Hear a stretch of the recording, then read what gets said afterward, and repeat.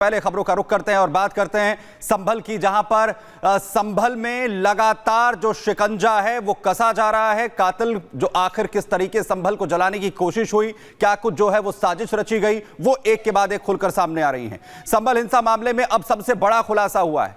जानकारी यह है कि 24 नवंबर के दिन उपद्रवियों का असली मकसद हिंदू पक्ष के वकील विष्णु शंकर जैन को निशाना बनाने का था। उपद्रवियों को हथियार दिए गए थे ताकि वो हिंदू पक्ष के वकील विष्णु शंकर जैन पर जानलेवा हमला कर सके, लेकिन संभल पुलिस ने दंगाइयों के एक एक प्लान पर पानी फेर दिया। वह विष्णु शंकर जैन तक दंगाई पहुंचते उससे पहले ही पुलिस ढाल बनकर उपद्रवियों के सामने खड़ी हो गई।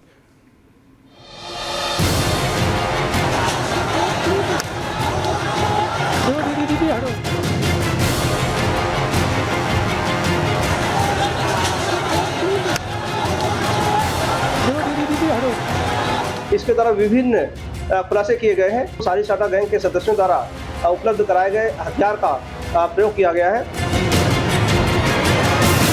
सर्वे वाले दिन मस्जिद के नाम पर विष्णु शंकर जैन पर खतरनाक हथियारों से हमला करने का प्लान था। हिंदू पक्ष के वकील को नुकसान पहुंचाकर सर्वे रुकवाने की साजिश थी। इसके लिए संभल की शाही जामा मस्जिद को जरिया बनाया गया था। संभल की शाही जामा मस्जिद के सर्वे बस से दंगाइयों का फ्रस्ट्रेशन इतना ज्यादा था कि दुबई में बैठे दाऊद इब्राहिम के गुर्गे शारिक साठा गैंग तक से मदद ली गई थी। मकसद था हर हाल में हिंदू पक्ष की तरफ से केस लड़ने वाले वकील विष्णु शंकर जैन को नुकसान पहुंचाने का। इसके द्वारा घटना में सक्रिय सहभागिता निभाते हुए सारी साटा गैंग के सदस्यों के साथ घटना में हिंसात्मक रोल निभाया गया है एवं सारी साटा गैंग के सदस्यों द्वारा उपलब्ध कराए गए हथियार का प्रयोग किया गया है।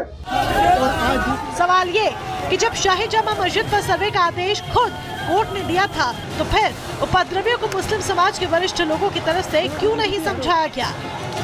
क्या संभल को 1978 के दंगे की तर्ज पर सुलगाने की साजिश थी? अब आपको दंगाइयों का एक एक खेल बता देते हैं जो उनकी तरफ से रचा गया था। तो देखिए, सर्वे वाले दिन शारिक साठा गैंग के सदस्य मुल्ला अफरोज ने उपद्रवियों को हथियार दिए। वारिस नाम के एक शख्स ने मस्जिद के आसपास लोगों को एक कहकर बुलाया कि मस्जिद तोड़ने के लिए टीम आई है।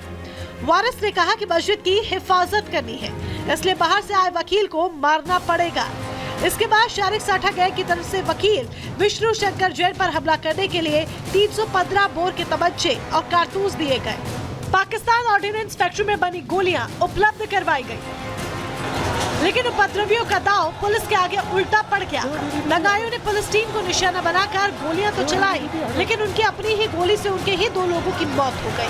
पुलिस के मुताबिक पकड़े गए इसी वारिस नाम के शख्स ने भी गोलियां चलाई थी और इसकी गोली से मोहम्मद कैफ और नईम की मौत हो गई, जबकि इससे पहले पकड़े गए मुल्ला अफरोज की गोली से अयान और बिलाल की मौत हुई थी।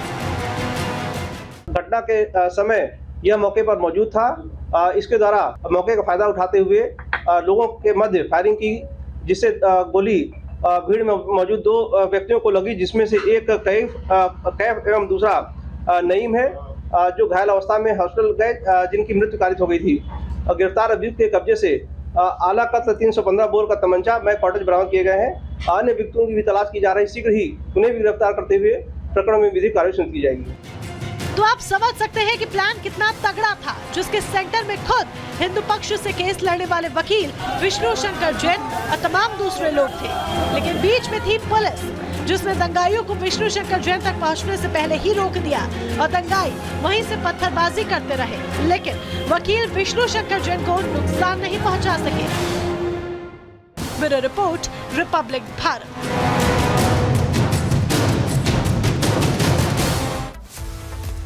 और संभल हिंसा का जब भी जिक्र होता है, जब भी बात होती है, तो बात शारिक साठा गैंग की भी होती है। बता देते हैं आपको कि यह शारिक साठा गैंग कितना खतरनाक है। दरअसल गैंग दाऊद के लिए काम करता है, ऐसी जानकारी मिली है।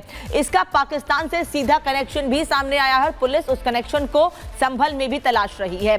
शारिक साठा गैंग का ISI से भी लिंक है, ऐसी जानकारी भी सामने आई है। तो आप समझ सकते हैं कि कैसी इंटरनेशनल लिंक के साथ ये संभल में हिंसा की गई और माहौल खराब करने का प्रयास किया गया।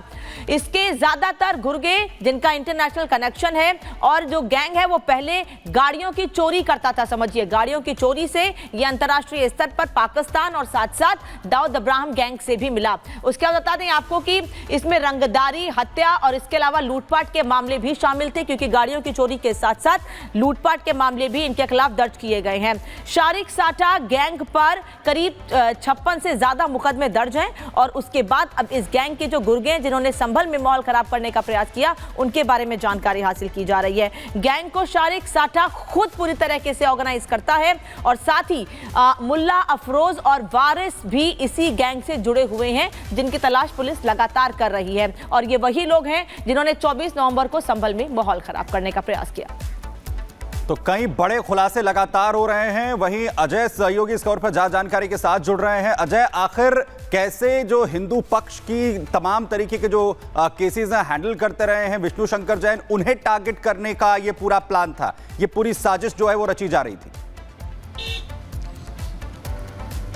और बिल्कुल, विष्णु शंकर जैन ने जब इस पूरे मामले को लेकर अपनी बात रखी थी मीडिया के सामने, तो जो जानकारी उनके पास थी वो भी उन्होंने बताई थी। और उस दौरान जब संभल में दंगे हुए, जो एविडेंसेस पुलिस को मिले थे, तो दी गई जानकारी और एविडेंसेस के मेल के साथ तमाम नए खुलासे पुलिस की तरफ से इसमें देखने को मिल रहे हैं। और अब महत्वपूर्ण ये है कि इनको सुरक्षा इंतजाम भी दिया जा रहा है, और जो पूरा कनेक्शन है, चाहे वो पाकिस्तान से जुड़ा हुआ कनेक्शन निकल के आ रहा हो, चाहे वो जो कैटल्स हैं, जो ग्रुप्स निकल के सामने आ रहे हैं, सामने उनका मामला हो, तो निश्चित तौर पर एक बड़ा चैलेंज देखने को मिल रहा है। और इस पूरे मामले में विष्णु शंकर जैन से जब हमने फोन पर बात की, कहा कि क्या उनके इमोशंस पे असर पड़ रहा है, क्योंकि ये डराने की भी एक तरीके से कोशिश है, तो ये वो कह रहे हैं कि इससे कोई वो डरने वाले नहीं है। और जो एविडेंसेस वहां पर, जो वेपन्स वहां इस्तेमाल किए गए, जो चीजें वहां पर इस्तेमाल की गई, उनका कनेक्शन जो पाकिस्तान से निकल के आ रहा है, और जो धमकियां दी जा रही है, चाहे वो सोशल मीडिया हो, चाहे वो उनकी व्हाट्सएप पे आ रहे फोन और मैसेजेस हो, उसका भी एक कनेक्शन निकलकर सामने आ रहा है। लेकिन बड़ी बात यह है कि ये पूरी साजिश लगातार जिस तरीके से चल रही थी अजय,